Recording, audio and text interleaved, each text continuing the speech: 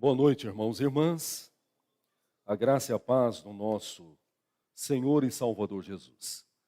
É por meio dele que estamos aqui.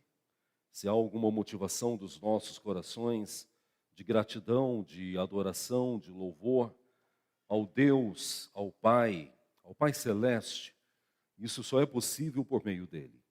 Então não há como deixar de falar da graça em Cristo. Não há como deixar de falar que é por Ele que estamos aqui. Então que Deus em toda a sua grandeza e favor possa falar aos nossos corações nesse momento, que a sua voz, e somente a sua voz, seja ouvida pelas nossas almas, que Ele possa tratar as necessidades de cada vida. Ele nos conhece e sabe do que precisamos. Ele é fiel e justo, as suas palavras são perfeitas, o seu proceder é fiel, ele trata com as nossas almas. Então, ao Senhor toda a honra, toda a glória, pelos séculos dos séculos. Amém. Abra sua Bíblia em Êxodo, no livro de Êxodo, capítulo 8, do versículo 20 ao versículo 32.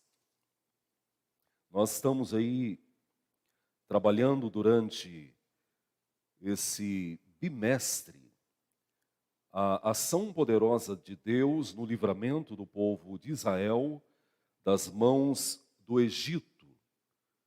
E o poder grandioso de Deus em livrar o seu povo por meio de eventos tão únicos, ações tão sobrenaturais, que revelaram durante toda a realidade da libertação o poder e a glória de Deus. Então, as 10 pragas usadas, enviadas, ministradas por Deus ao povo do Egito, revelam a grandeza de Deus, revelam o poder de Deus, revelam a soberania de Deus, revelam a verdade máxima, que não há Deus além do nosso Deus, que não há Senhor além do nosso Senhor. Então hoje, a 4ª praga, que é exatamente a invasão das moscas. Êxodo 8, do 20 ao 32, mesmo assentados, façamos a leitura alternada. Disse o Senhor a Moisés: levanta-te pela manhã cedo e apresenta-te a Faraó. Eis que ele sairá às águas. E diz-lhe: assim diz o Senhor: deixa ir o meu povo, para que me sirva.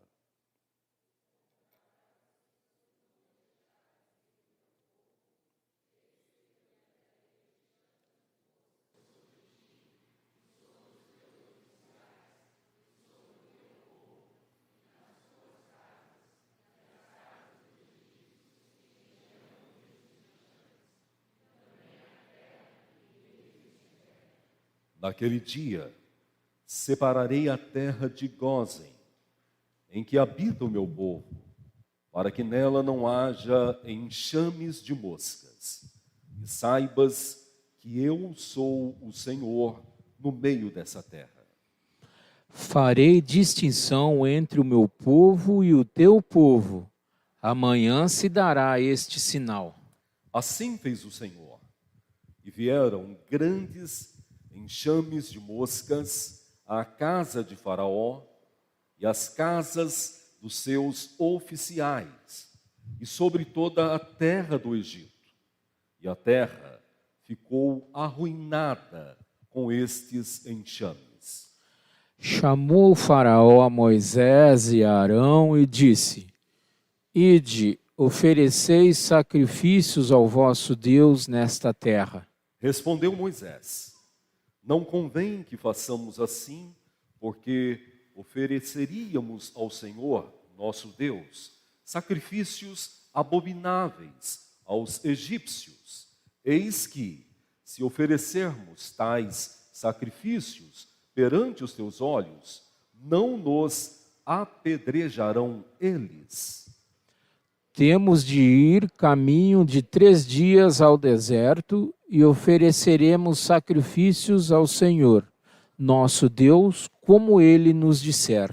Então disse Faraó: vos deixarei ir, para que ofereçais sacrifícios ao Senhor, vosso Deus, no deserto. Somente que saindo daqui, não vades muito longe, orai também por mim. Respondeu-lhe Moisés: Eis que saio da tua presença e orarei ao Senhor. Amanhã estes enxames de moscas se retirarão de Faraó, dos seus oficiais e do seu povo, somente que Faraó não mais engane, não o povo que ofereça sacrifícios ao Senhor. Então saiu Moisés da presença de Faraó e orou ao Senhor.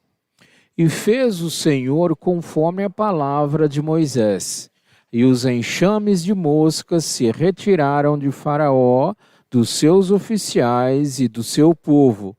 Não ficou uma só mosca. Mas, ainda esta vez, endureceu o Faraó o coração e não deixou ir o povo de Deus. Palavra do Senhor. Senhor nosso Deus, nós nos curvamos diante de Ti. Reconhecemos a Sua grandeza, Seu poder, Sua soberania, Suas ações eternas, grandiosas, e que não podemos questionar. Entendemos que tem um propósito para tudo debaixo do sol. Entendemos também e cremos que nenhum dos teus planos será frustrado. O seu agir não podemos entender na maioria das vezes. O Senhor é Deus, tens poder e liberdade plena para agir da forma que queres, para mover da forma que desejares. A nós cabe a dependência de Ti, o reconhecimento que nada somos sem o Senhor e a convicção que sempre estará sustentando as nossas vidas. Fala conosco, silencia as nossas preocupações nesse momento e qualquer fator que possa desviar a nossa atenção da Tua voz, que o Senhor possa controlar também. Assim oramos em nome de Jesus. Amém. As pragas nos revelam que Deus sempre tem um agir para realizar a sua vontade. Na perspectiva humana, o agir de Deus quase sempre não cumpre uma lógica, não cumpre um estabelecer coerente à nossa existência.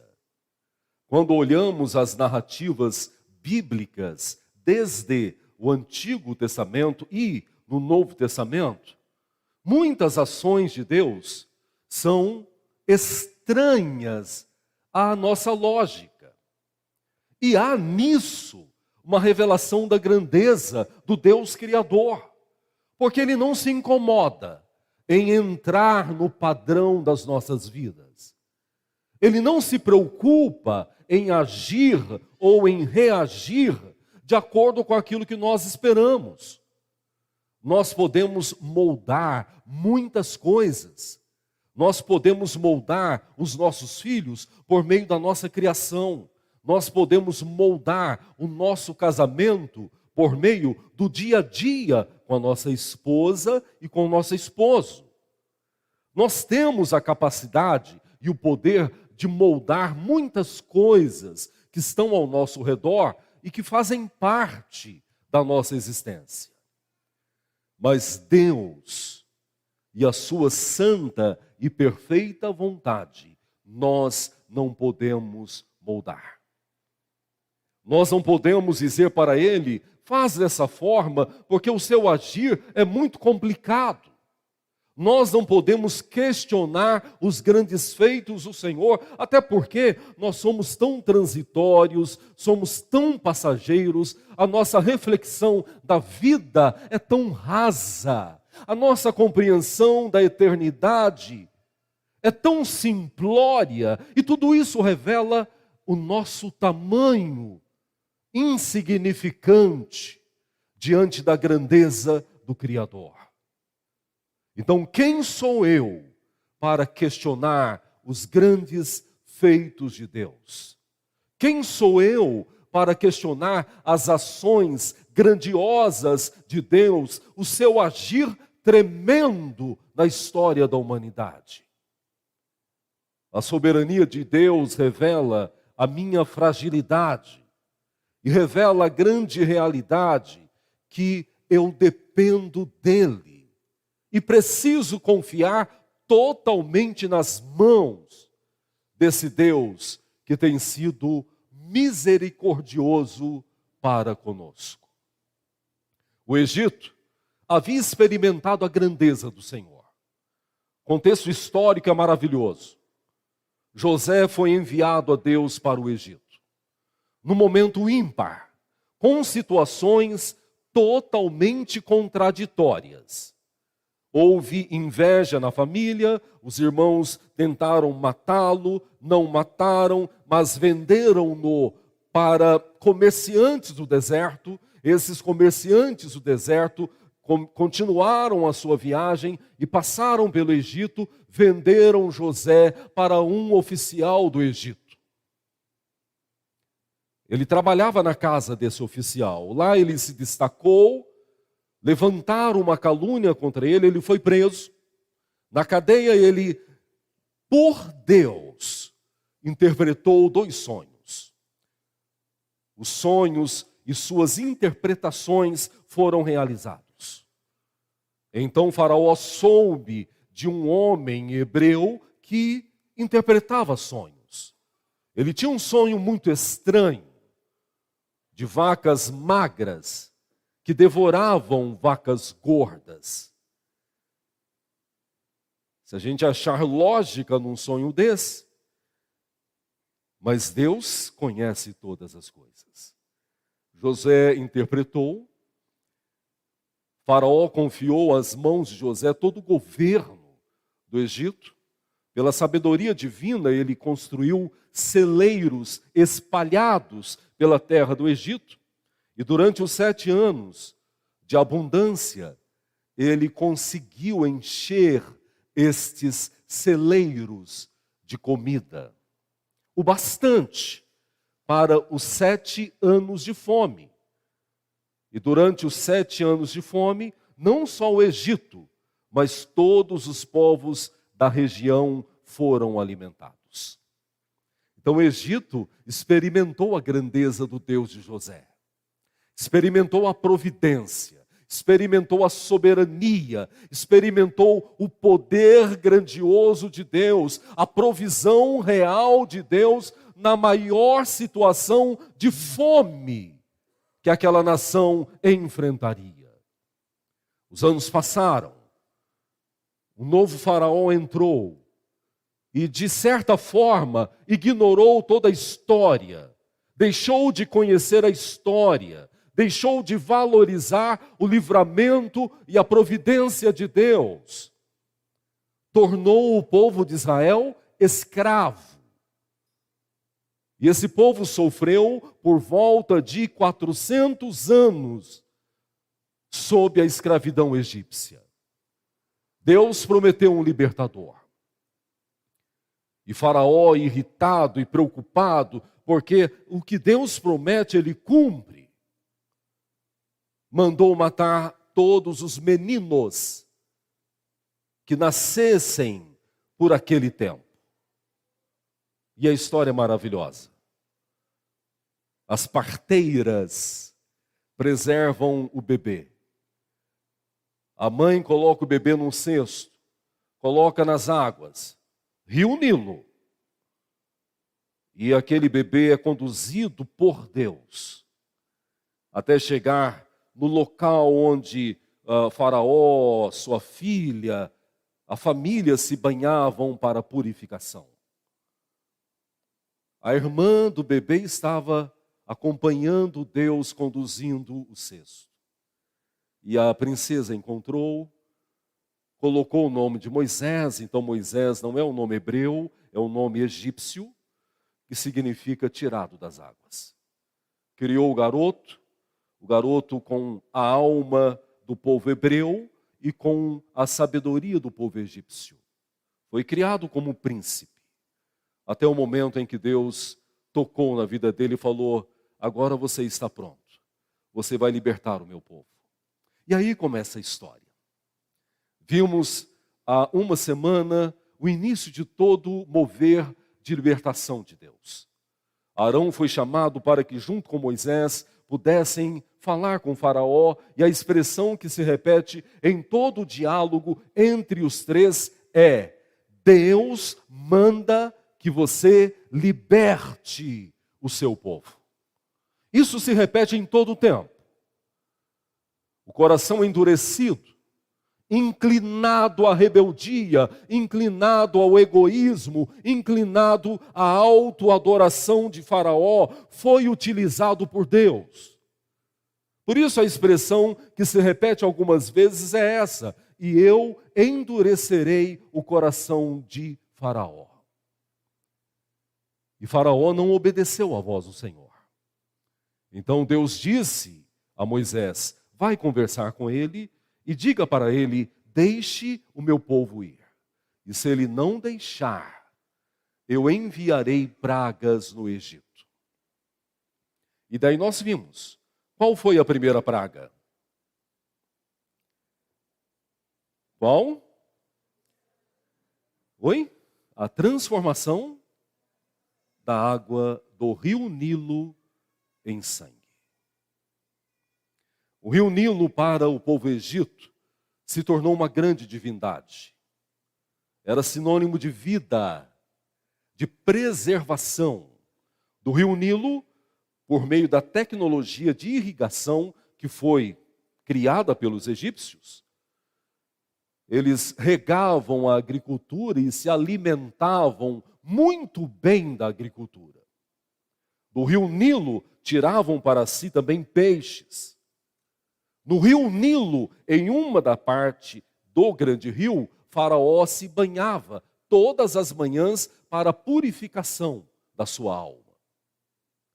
Então tinha um grande simbolismo para o povo do Egito. E a primeira praga, Deus ataca aquilo que era a base da idolatria do Egito. O que era vida se tornou morte. Os egípcios corriam para a casa, abriam as compotas nas quais guardavam água e só encontravam sangue. Para onde ia, sangue. Durante 7 dias, peixes morrendo e a agricultura morrendo, porque não havia água. Mas Deus é misericordioso. E Deus permitiu com que os egípcios encontrassem lençóis freáticos e deles tirassem água potável.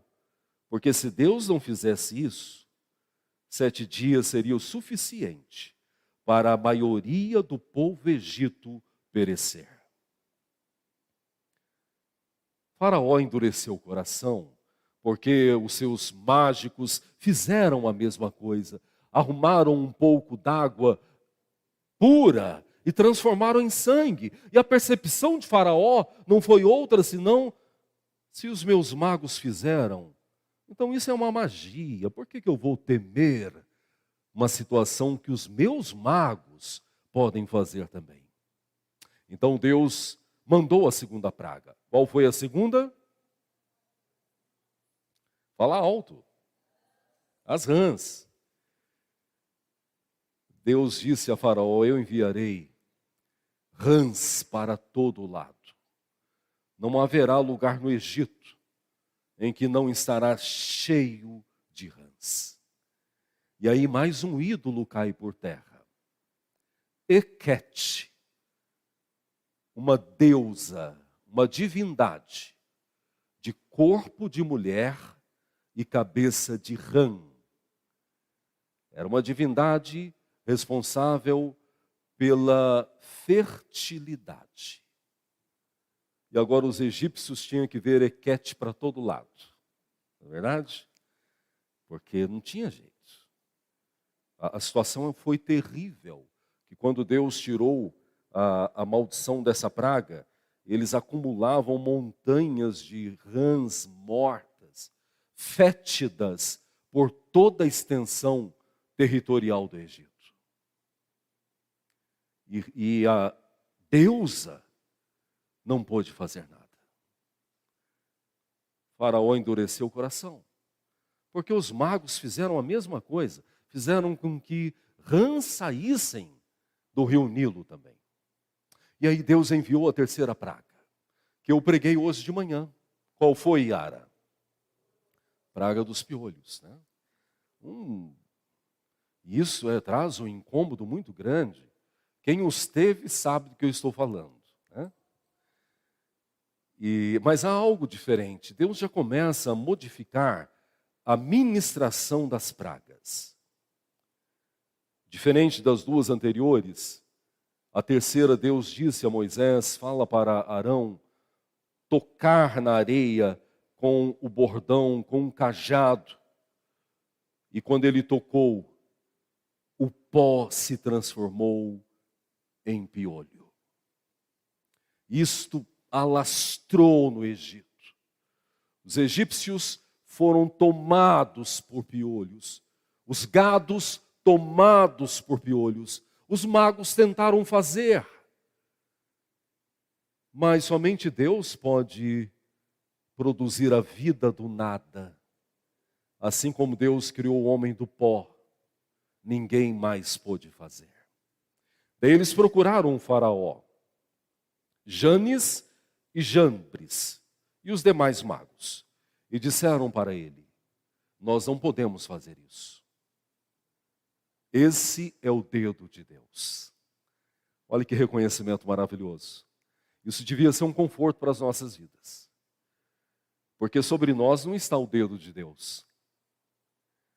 A promessa bíblica é que sobre nós está as mãos do Senhor. Se o poder do dedo de Deus, na perspectiva dos magos, foi o suficiente para criar vida do pó, o que a mão direita de Deus pode fazer para as nossas vidas? Daí Deus tirou os piolhos, Faraó endureceu o coração de novo, e agora entra a quarta praga, a invasão das moscas. Faraó com o coração endurecido. E aí Moisés conversa com ele novamente e fala, Deus está dizendo, deixa o meu povo ir para que possa me adorar, para que possa sacrificar a mim.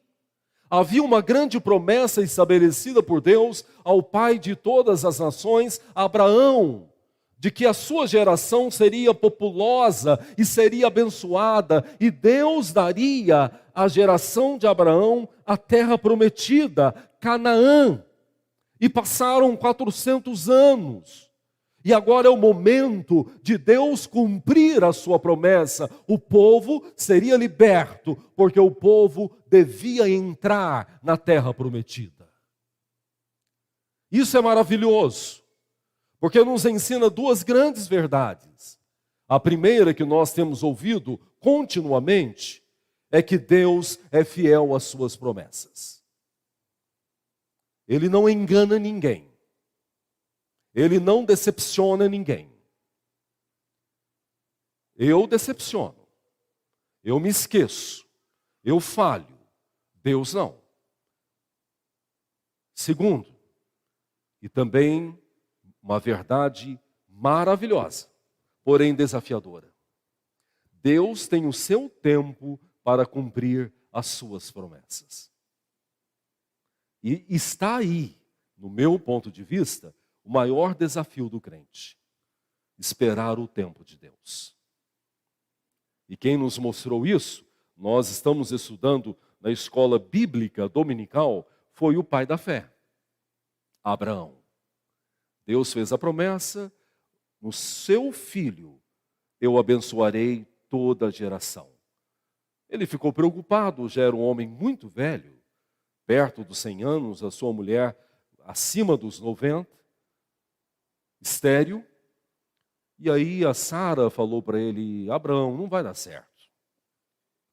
Deus fez a promessa, esse filho não vai nascer, não tem como nascer, a gente vai morrer. E o que faz com a promessa de Deus? E aí ele teve uma relação com Agar, e dela nasceu Ismael, mas Deus falou: não é para ele, é para o filho de Sara. Aproximadamente 7 anos depois nasceu Isaque, a promessa de Deus. Então esperar o tempo de Deus é meio complicado. Nós falamos, Deus é fiel, Deus cumpre as suas promessas, mas quando fala de esperar o tempo do cumprimento, aí isso desafia os nossos corações. Deus prometeu que o povo entraria em Canaã e só depois de 400 anos isso aconteceu. Nós temos dificuldade de esperar uma semana, não é verdade? Com essa agilidade da vida, com essa ascensão desenfreada da tecnologia, nos traz um senso de urgência tremendo. Você pega o WhatsApp, manda mensagem para um parente, se ele não responder em 30 segundos, o divórcio está armado. A confusão está armada. A gente está numa vida desenfreada, numa correria terrível. A gente tem que puxar o freio de mão. Precisamos controlar essa ansiedade descontrolada. E tudo isso reflete na relação com Deus. Por isso é tão difícil esperar o cumprimento das promessas de Deus. Mas algo nós sabemos. Você pode antecipar, você pode colocar em prática os seus planos em detrimento do plano de Deus, mas você sabe que não vai dar certo. Terão consequências. Isso não é novidade para nós. Quantas vezes você e eu tivemos atitudes que deveriam ser de Deus e colhemos as consequências dessas atitudes que revelam a minha incredulidade. Deixa o meu povo ir para que ele me adore. O coração endurecido de Faraó não permitiu, e aí Deus mandou a 4ª praga, moscas, para todo lado. Uma invasão terrível. A intensidade da invasão dessas moscas dentro do contexto hebraico é que as pessoas passaram a ter dificuldades em realizar as suas ações do dia a dia. Vamos falar a verdade? Uma mosca já incomoda a gente, né? Essa semana eu tive o privilégio de fazer uma visita e entrou um mosquitinho desse tamanho, um mosquitinho desajeitado. Então conversando, ele vem e roda e pousa na orelha, e pousa na mão, e no sofá, e daí ele deu uma sumida. E a gente sabe que o mosquito tem a vida curta, né? Eu pensei, já deve ter. Daí fomos para a mesa, me serviram uma torta de frango deliciosa. E eu falei, que bom que o mosquito não está aqui. Do nada ele apareceu de novo, dando uns rasantes assim, ó. A vontade, é que eu estava na casa de outra pessoa, a vontade de pegar um chinelo e arremessar mesmo, porque ele tira a gente, tira o sossego. Mosquito tira o sossego. Agora você imagina uma invasão de moscas que você passa a ter dificuldades de fazer as suas atividades. Já pensaram nisso? Perceberam que no texto, Janes e Jambres sumiram? Eles nem apareceram. Os outros momentos eles vieram, a gente faz também. Agora aí a situação estava tão grave que eles estavam dando um jeito na vida deles, porque a situação estava fora do controle. Mas nessa praga tem algo diferente, uma questão muito diferenciada, que é a questão da distinção do povo de Deus. Me lembro que a Voluze fez uma pergunta na escola bíblica da semana passada, a respeito das demais pragas, e ela falou: pastor, mas e o povo de Deus, como que ficou em tudo isso? Eu falei para ela: minha irmã, o povo de Deus foi preservado por Deus. Como foi, né? E aí você pega o Salmo 91 e fala de forma maravilhosa que aqueles que estão sob a sombra do Altíssimo, debaixo das asas do Onipotente, praga alguma alcançará. Direi do Senhor, Ele é o meu Deus. Mas aqui, Voluze, tem algo muito claro. E nós vimos isso na leitura. Olhem para a palavra do Senhor e veja a distinção que Deus faz na quarta praga. 22. Naquele dia, separarei a terra de Gósen, em que habita o meu povo, para que nela não haja enxames de moscas, e saibas que eu sou o Senhor no meio dessa terra. Olha que coisa maravilhosa. Sobre a tua tenda não valem encantamentos, porque sobre a tua tenda está a bênção do Senhor. Ainda no Salmo 91, sabe o que diz? 1000 cairão ao teu lado e 10.000 à tua direita, mas tu não serás atingido. Que promessas maravilhosas. Enquanto o Egito todo estava sendo dizimado, destruído, e vocês viram a expressão no final do texto, essa invasão foi tão imponente que ela começou a desconstruir as bases sociais do Egito. Enquanto tudo isso estava acontecendo na região de Gósen, que pertencia às terras do Egito, região na qual o povo de Israel habitava há muito tempo, nenhuma mosca esteve presente. E aí a revelação de Deus é a seguinte: Deus cuida de forma especial do seu povo. Amém? É por isso que nós o adoramos, o servimos. Isso é a graça especial. Se a graça geral o Senhor faz chover sobre o terreno do justo e também sobre o terreno do injusto, se na graça geral o Senhor dá sabedoria para que um homem, para que uma mulher desempenhe uma função na sociedade de forma tão maravilhosa, independente dela confessar ou não Cristo Jesus, a graça especial é um cuidado que Deus tem somente com o seu povo. Isso é maravilhoso porque tudo isso nos leva para um único fim: Cristo Jesus. Ele é a revelação máxima da graça especial de Deus para as nossas vidas. Agora veja o versículo 23. Farei distinção entre o meu povo e o teu povo, e amanhã se dará esse sinal. Isso é maravilhoso. Quando você percebe que nós, pela graça de Deus, fazemos parte do povo de Deus, isso deveria ser um motivo de alegria muito grande.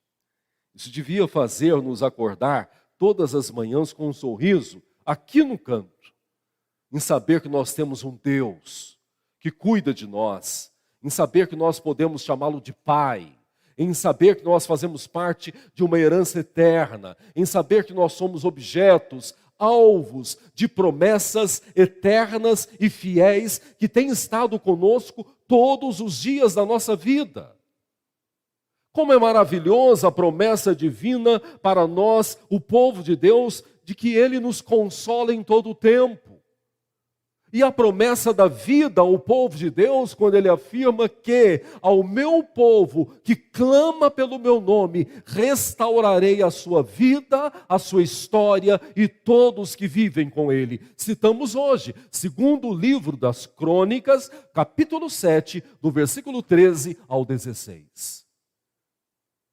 Então é maravilhoso fazer parte do povo de Deus.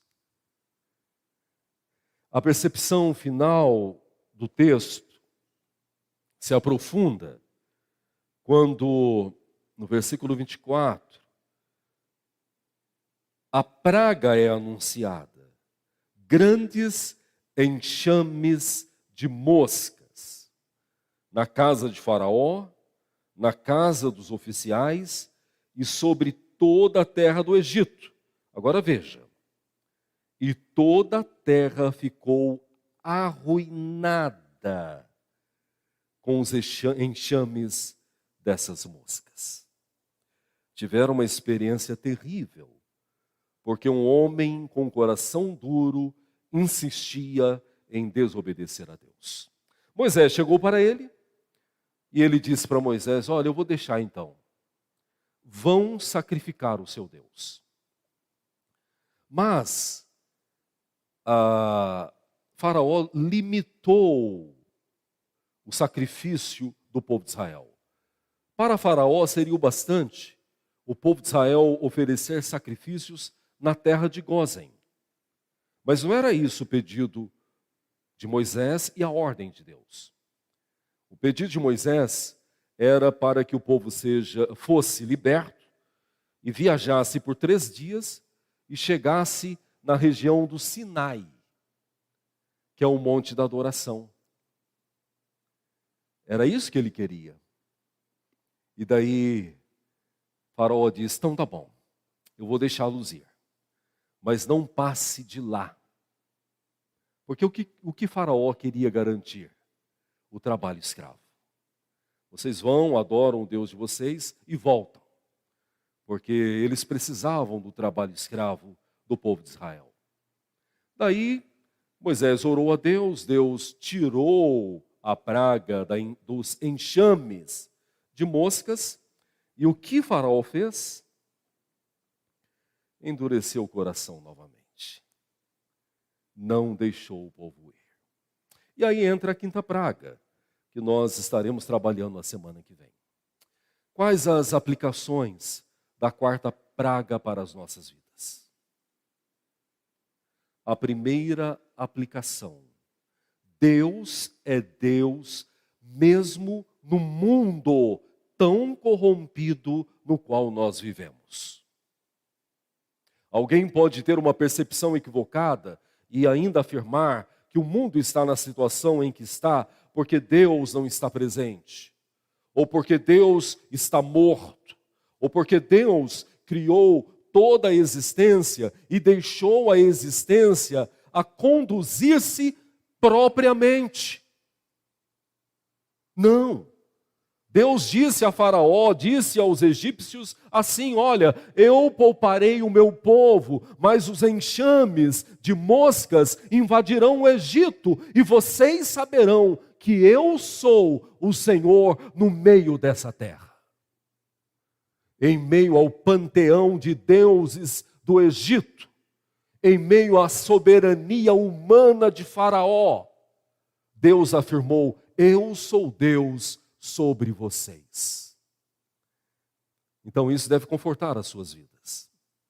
Nós reconhecemos que o mundo está de mal a pior, mas Deus está nos afirmando: eu estou no controle de todas as coisas.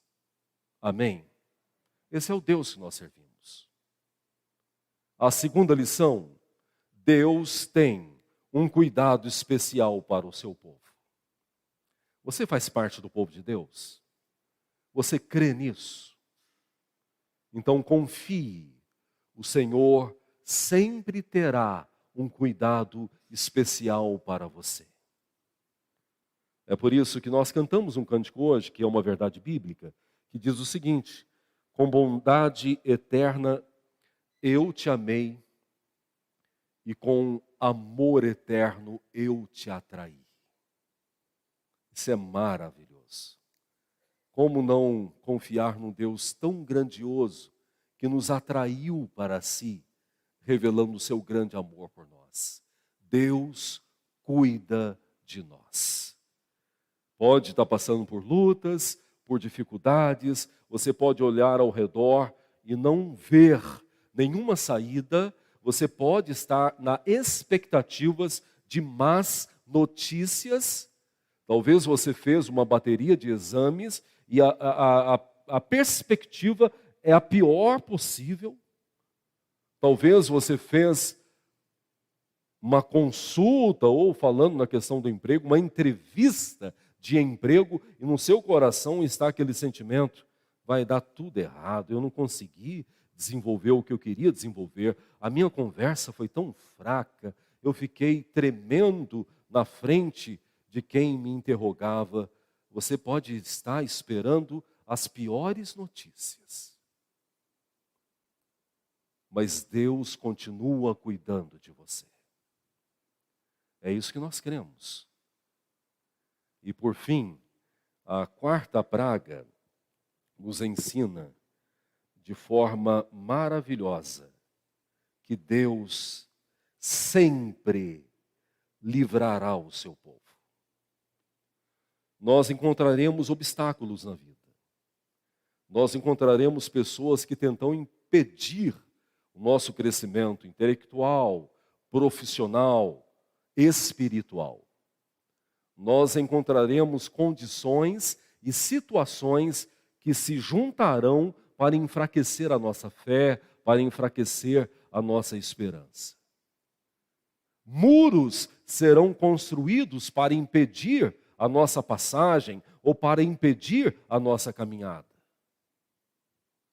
Mas em tudo isso, a promessa de Deus é: eu vos livrarei em todo tempo. E nós devemos confiar nisso. Sabe por quê? Porque isso descansa a nossa alma. Se Deus tiver que virar o mundo de cabeça para baixo para livrar o seu povo, Ele vai virar o mundo de cabeça para baixo. Então que Deus nos fortaleça e que essa praga tão assustadora, né?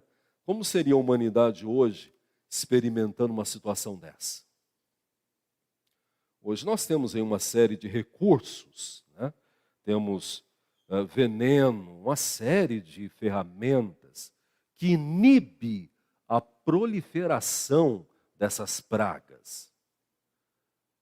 Empresas que dedetizam seu prédio, seu apartamento, a sua casa. Mas naquela época não.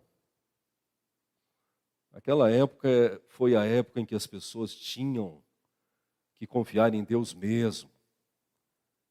Hoje o ser humano criou para si alguns ídolos, criou para si algumas facilidades.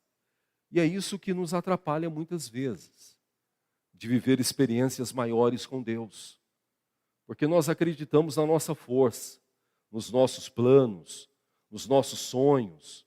Nós fazemos briga com Deus, pirraça com Deus. Se não fizer isso, eu não vou orar mais.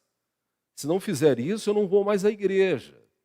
Se eu não for promovido, eu não vou ofertar mais para as missões. Se eu não receber um reajuste no meu salário, eu vou deixar de ser fiel nos dízimos. Então a relação de muitos com Deus é essa. Uma relação de negociação, de barganha. Enquanto Deus está falando: você é meu povo, sou eu que te abençoo, o seu trabalho fui eu que te dei, a sua capacidade de desenvolver o trabalho fui eu que te dei. Se amanhã você ficar desempregado, a provisão na sua mesa, eu farei. Nós precisamos viver mais para Deus, confiar mais nele e nos alegrar mais na presença dele. Que Deus te abençoe, te fortaleça em Cristo Jesus. Fiquemos em pé, irmãs, irmãos.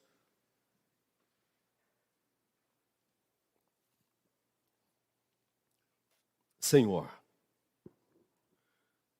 Tu és Deus, único e verdadeiro. Não podes ser orientado, não podes ser conduzido, não podes ser questionado. Tu és Deus. Tu ages das formas mais variadas, segundo a sua vontade. Algumas formas conhecidas, próximas à nossa perspectiva lógica, outras formas que não cabem no nosso entendimento, inexplicáveis. Mas tu és Deus. As formas, meios e finalidades são tuas, não são nossas. Nós somos o teu povo, nação eleita, propriedade exclusiva do Senhor, feitos, congregados, agregados diante do trono da graça para proclamar maravilhas daquele que nos transportou das trevas, do tremedal de lama, para o reino maravilhoso do seu amor. Nós somos o teu povo, que em meio ao mundo corrupto, entregue às suas paixões, um mundo cada vez mais distante de Deus, apóstata, no meio de uma nação ímpia, perversa, de uma geração incrédula. Nós somos o teu povo, somos protegidos, guardados, fortalecidos, somos o teu povo. Obrigado, ó Deus, porque na caminhada até a Canaã celestial, que o Senhor nos prometeu, nós viveremos debaixo dos cuidados do Senhor. Enfrentamos lutas, encontramos obstáculos, encontramos condições, circunstâncias e situações que provam a estabilidade da nossa fé. Somos desafiados em todo o tempo, perseguidos, maltratados. Mas em tudo isso, somos mais que vencedores, porque o Senhor nos fez povo seu. Então nós te louvamos. Ensina-nos a nos alegrar mais em ti. Ensina-nos a esperar o seu tempo. Ensina-nos a entender que o Senhor está no controle desse mundo, mesmo tão distante de ti. E ensina-nos que não há um instante sequer das nossas vidas que o Senhor não age como aquele que livra os nossos passos.